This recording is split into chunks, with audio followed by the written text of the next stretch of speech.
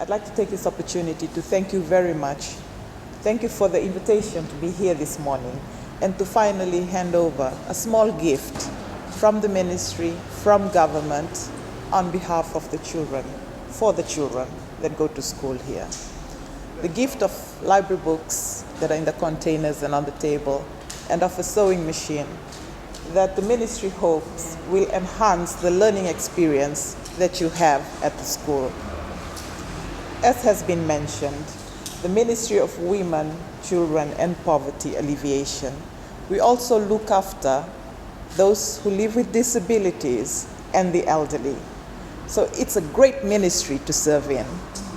I was very encouraged to listen to the spiritual thoughts that were shared by the President this morning on the topics of service and purpose, something that drives us at the ministry each and every day, given the clientele that we serve.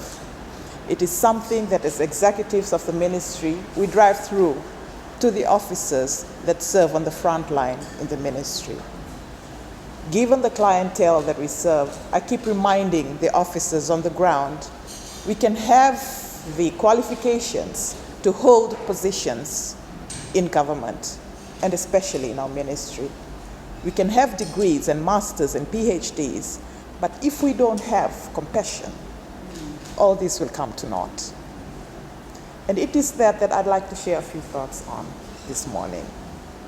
On the topics of purpose, of service, the nature of the service that we deliver in the ministry, and one of the greatest needs that I see within the ministry. I have highlighted the sectors of the Fijian population that we serve. With each sector comes humongous challenges that cannot be handled by government alone, that no policy, no law can address on its own. And one of the greatest strengths that I see in the delivery of services in the ministry is our partnership with non-government organizations, be it religious or otherwise. And herein is a great example of a non-government faith-based organization that continues to serve the Lord's purpose in alleviating the challenges that our population comes through each and every day. I know as a priority right here in the premises we're in, it's about education. And that in itself is a huge hallmark of the Fijian government's policies and programs. We've heard about the bus fare assistance that government gives, the tuition that government pays on behalf of our parents. I grew up in an age, and I'm sure all of the teachers here and the executives of the church, where we had to pay fees. It wasn't easy for parents.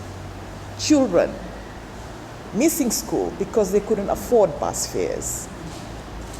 So living in this age, with government policies that we have in place, we're at a better advantage as students in any school in Fiji. Our role then, if government is doing that for us, that comes with a huge responsibility on us as children, on teachers, giving guidance to children, and as parents, as caregivers to the same children.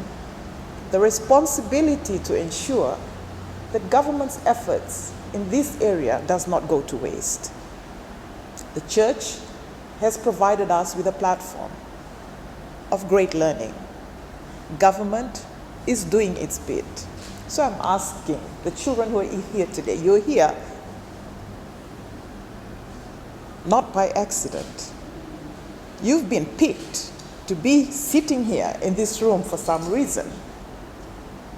I may not know the reason, but I know that the teachers see in you students who are sitting here in this room.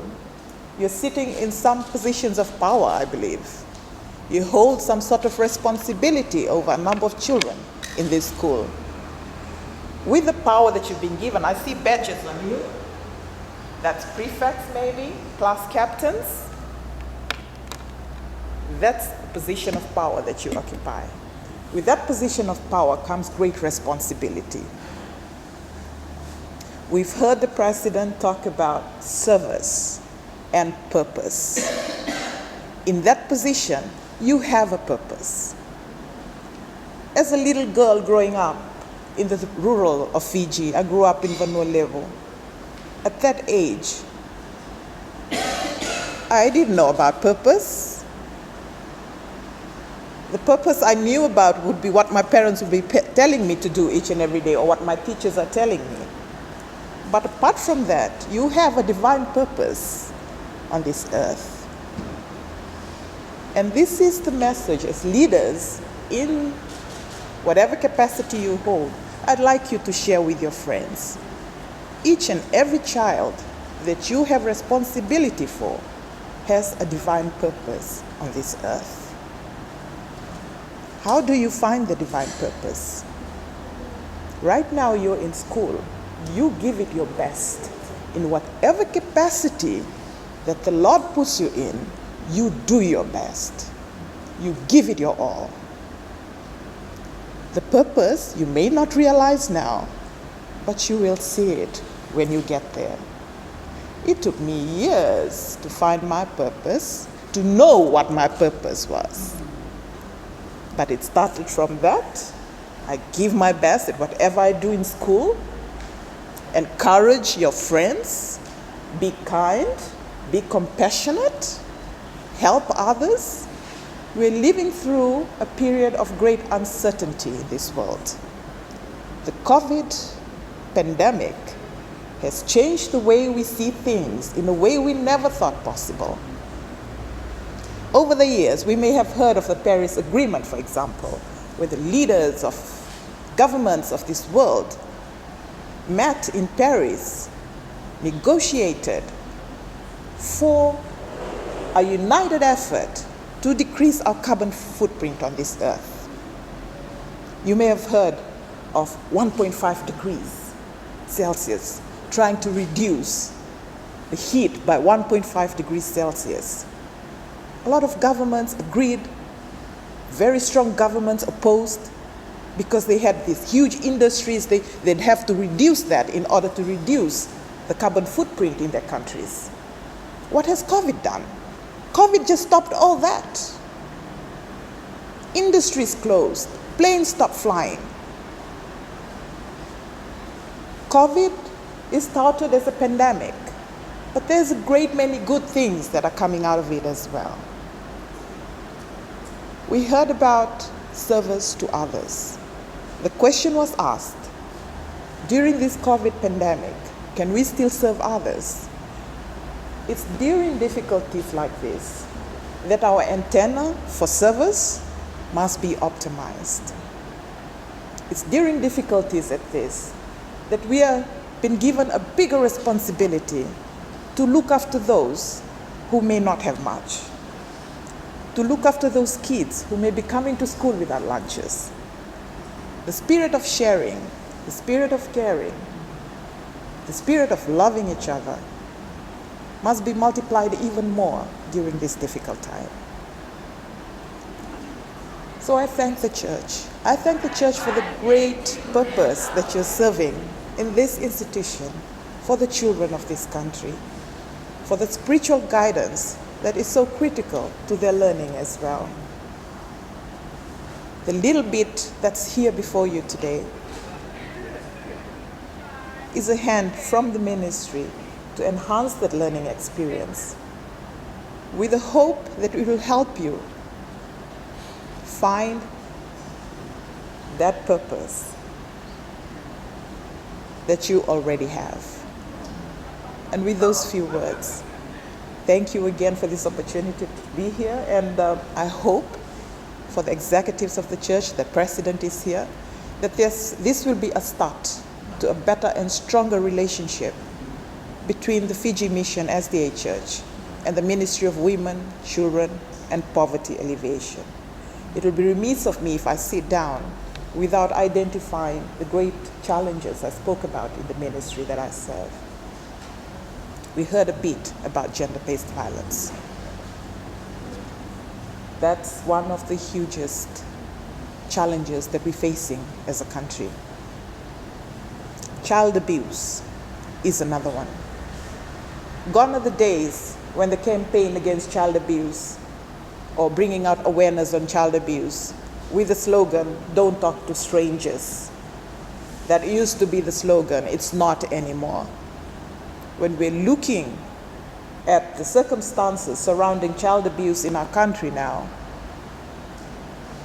it's more likely that it's somebody that the child knows is the perpetrator rather than a stranger. It's more likely that the abuse is happening in the home rather than outside of the home, or in a place of trust, like a church or a school, than outside of those places of trust. So the question becomes, if that is happening, what is happening to us as a country? What is happening to the fabric of our society? The basic unit of every society, the family, what is happening to that? And what role do we play as religious organizations, as educational institutions?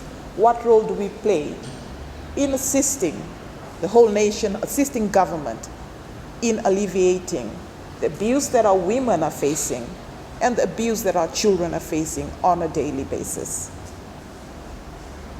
So I hope that going forward, I'm encouraged, you already have a program within the church itself to address gender-based violence. I would like to have a conversation with the executives on how we can partner, form a strong partnership in these regards, to see how we can help each other out, to pass ideas onto each other on how we can address gender-based violence and the abuse of children in our country. Winaba Leo.